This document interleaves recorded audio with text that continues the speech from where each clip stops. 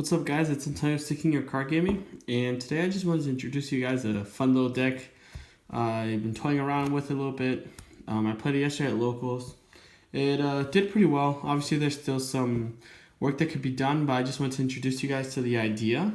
I got the idea off of someone that's played a similar list at a regional in North America, and I took the idea and I changed it up a little bit, so here you go.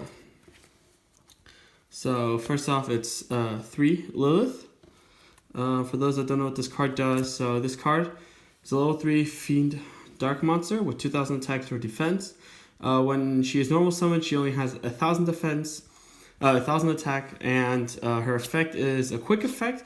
And once per turn during either player's turn, you contribute 1 dark monster on the field, and then reveal 3 normal trap cards from your deck. Then your opponent chooses one randomly, you set that one, and then the other 2 are shuffled back into your deck. So I'll get into her application later on. So 3 of her. 3 Scarm. People should know what he does, by the way, but pretty short. He dies in the end phase of the turn he was sent to the graveyard. You can search your deck for a level 3 Fiend monster. So he can search your Lilith and some other cards in here. So 3 Scarm.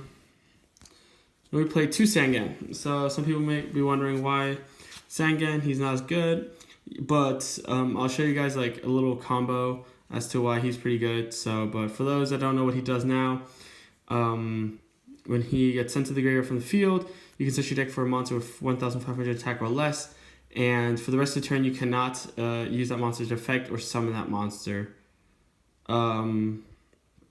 Like similar to like what you search off of Isold. So, and then your last Fiend level 3 you play is Tour Guide from the Underworld.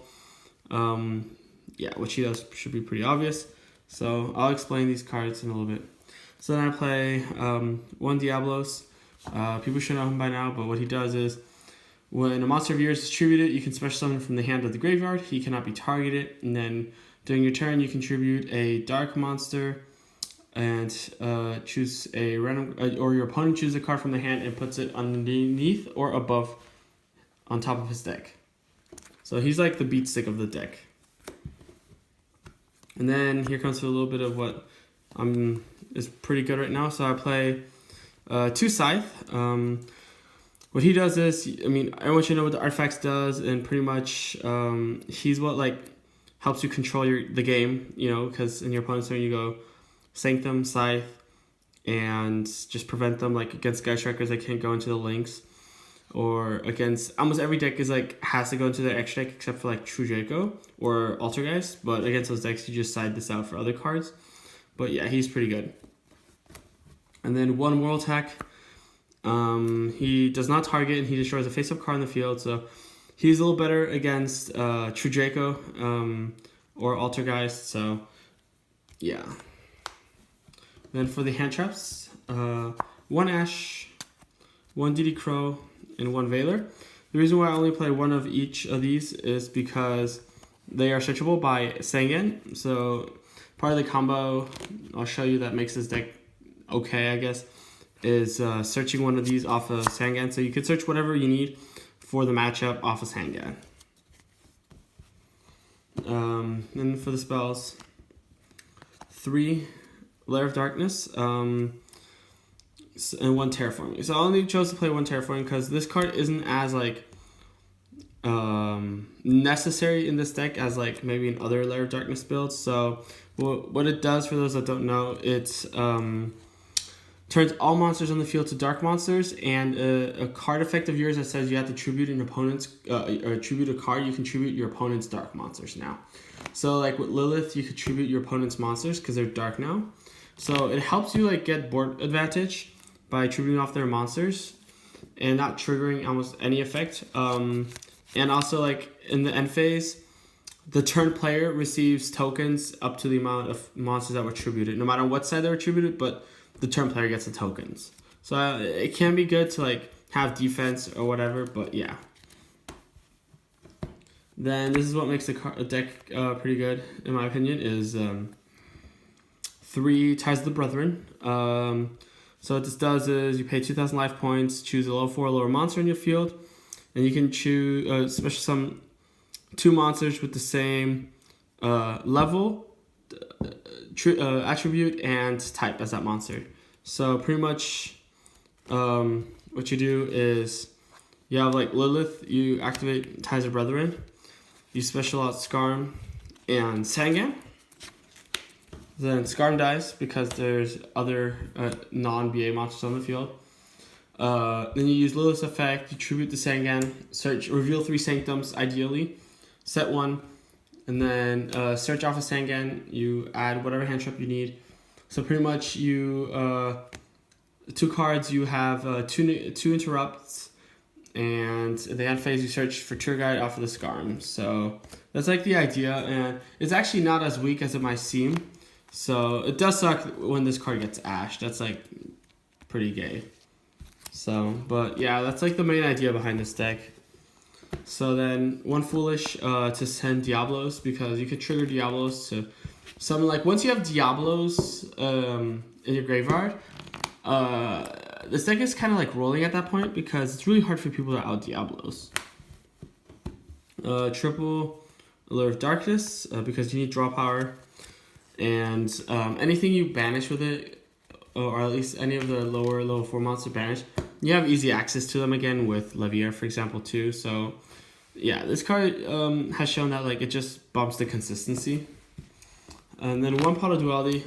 I have no real explanation. This deck does special summon a little bit in your own turn, but like, yeah, I have no real explanation. So then for the traps, 3 Sanctum, because you want to be able to reveal 3 and have 1 set guaranteed. And then 3 back to the front. So there's like this mini loop you can get going where you can keep summoning Scythe every turn.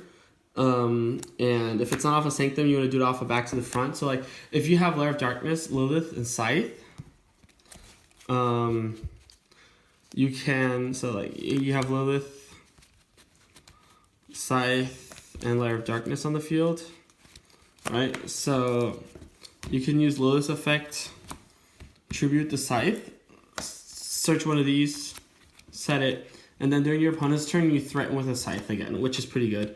And like in the following turn you could do that again, shoot again, but now you reveal a Sanctum. But the key thing is just to try to keep 1 Scythe in your deck, so that you can do this for I think about 3 or 4 turns before you have both Scythes in the graveyard. However, it's still a pretty strong way of like giving you time to get to Diablos, setting Diablos up, and just controlling your opponent. So, and then for the rest of the remainder of the traps are 2-ups because of the fact that they're good. However, they're not like worthy at 3 since you can search them with Lilith practically. So 2 Mind Crush because it's really good in the meta right now. Like everything searches. 2 Heavy Storm Duster against rogue decks. So like,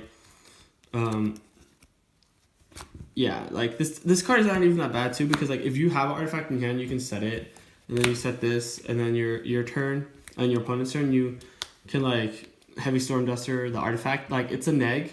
However, like if you draw Scythe, it still makes it playable. And then actually one of the better cards, Dynamicious, to help you get rid of like problematic cards. Like if you draw an artifact too, like this is a discard for algorithm, so you can back to the fronted. Also, you play a lot of traps that you can trigger this card with, which is also pretty cool. This gives you just like more defense, or you can actually use it as like link fodder. So that's it for the main deck. For the extra deck, 1 Exterior because we side Waking the Dragon, 1 Stardust Charge Warrior. It's kind of relevant. It's just like a decent 6. Because you have the tuners. 1 Omega because you can make it with the artifact and like Ash. So the extra deck by no means is like perfect. 1 Dante, 1 Breaksword, 1 Darius, just like some toolbox 3s, Levier. So and then for the 5s, 1 Volcasaurus for like time. I don't play Gaia Charge because I don't have one, but like you could throw in Gaia Charge in this extract. 1 Durendal, yeah, 1 Pleiades. He's pretty decent actually to like end on him. And then 1 Ultimate Falcon for Awaken the Dragon. And then for the links, 1 Wee Wee Witch, because you can summon it. Like, you don't ever really go into these links. Land for Mancus, Triple Burst, Borlo. Like, you can play the Nightmares. Like, the extra deck is pretty open. I just threw this together because I didn't want to take apart my other extra decks. Then for the side, Triple Lancia. It's pretty good against Invoked. So, you can side these.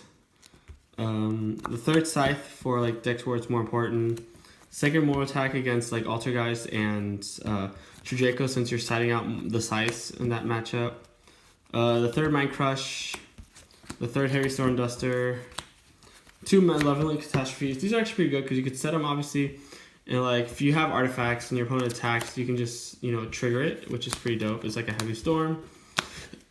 Double Lost Wind because I don't own permanents, but I would play a permanents over these in the main deck. Double Different Dimensional Grounds. This is really good against like Burning Abyss or like decks that are graveyard dependent. And then double Awaken the Dragon. So like the side and the extra need a little bit of work, but I just wanted to show you guys off the idea a little bit. And I hope you enjoyed. Don't forget to subscribe and like. Thanks for watching, guys.